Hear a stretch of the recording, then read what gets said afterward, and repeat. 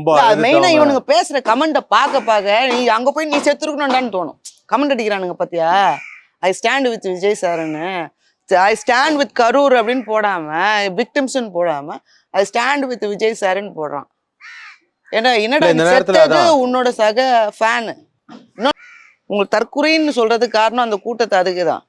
நீ இதுக்குள்ள போனா நசுங்கிடுவ. அவரை பாக்குறதுக்கு பாசிபிலிட்டி கொஞ்சம் கம்மி தான். எல்லாம் தென்னொல்லி இத்தினோண்டு குழந்தை அவ்வளோ பேர் முன்னாடி நிற்கிறப்ப எப்படி பார்க்க முடியும் அவரை? உன்னோட ஹைட் இல்லை எல்லாம். அப்போ உங்க அப்பா யாருன்னா உன்னை தூக்கி நிற்கணும் அவ்வளோ கூட்டத்தில். கஷ்டம். ஏன்னா குழந்தைங்களுக்கு அடிக்கடி எதனா சாப்பிட கொடுக்கணும்ல. என்ன பண்ணீங்க வாங்க, எதனா கியோஸ்க் இருக்கா, சாப்பிட்றதுக்கு இடம் இருக்கா, தண்ணி கூட கொடுக்கலையாமேங்க.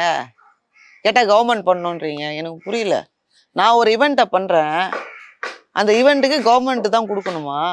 என்ன உங்கள் ரூல்லாம் எனக்கு புரியறது இல்லை நிறைய விஷயம்.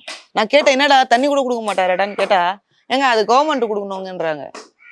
அப்போ நாளைக்கு நான் என் வீட்டில் ஒரு ஃபங்க்ஷன் வச்சேன்னா அதுக்கும் கவர்மெண்ட் கொடுக்குமான்னு கேட்குறேன். நாளைக்கு எங்கள் வீட்டில் ஒரு கல்யாணம், தண்ணி போட்டெல்லாம் கொடுங்கன்னா கொடுப்பாங்களான்னு கேட்குறேன். அப்புறம் அரசியல் சம்மந்தப்பட்டவங்களுக்கு மட்டும் கொடுக்குறாங்களோ என்ன எழவோ எனக்கு தெரியல. ஆனால் ஃபர்ஸ்ட் ஆஃப் ஆல் இது நம்மளோட கூட்டம்ன்றப்ப நம்ம சைட்லேருந்தும் கொஞ்சம் பண்ணணும். நம்மக்கிட்ட நிறைய காசு இருக்குல்ல, எது கவர்மெண்ட் எதிர்பார்க்கணுன்ற. தண்ணி கொடுங்க, வரவங்களுக்கு 3 வேளை சோறு கொடுத்தீங்கன்னா கூட பரவாயில்ல. அன்னைக்கு ரொம்ப பசி ஒரு மாதிரி மயக்கத்துல தான் இருந்திருக்காங்க நிறைய பேர்.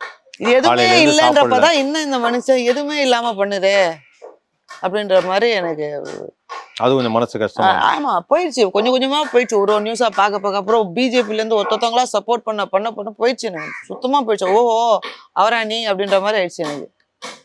நான் எதிர்பார்க்கல இதை. இப்பவும் சொல்ல இட்ஸ் நெவர் டூ லேட். அவர் பிஜேபி கூட சேர்ந்து டிஎம்கேவை பழி வாங்கணும்னு நினைச்சா அதுக்கு அவர் பாலிட்டிக்ஸ் விட்டே ஒதுங்கி இருக்கிறது நல்லதுன்ற. யார் கூட சேர்ந்து ஜெயிக்கிறோன்றது இவ்வளவு கேவலமான what is this? Modi uncle வேணாம்பா, விஜய் சார்